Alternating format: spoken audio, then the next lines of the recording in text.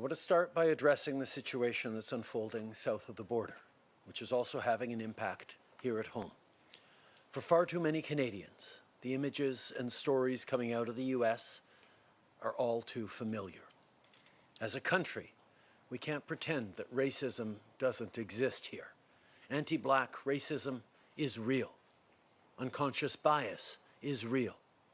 And systemic discrimination is real, and they happen here in Canada.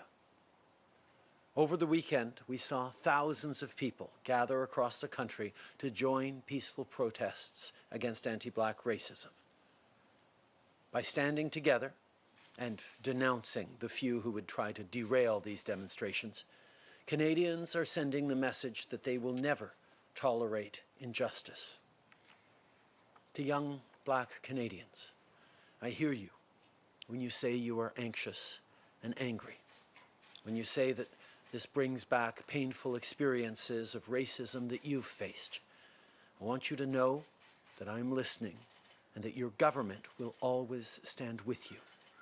Together, we will keep taking meaningful action to fight racism and discrimination in every form. The status quo, where people face violence because of the color of their skin, is unacceptable. No parent should have to once again explain to their kids that they or their friends might face racism. It is time, it is past time for this to change. As leaders and allies, we must do the hard work needed to listen and learn.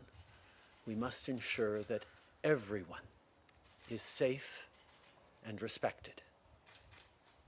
That includes journalists, who need to be able to do their work on the front lines to expose the truth and tell the stories we need to hear.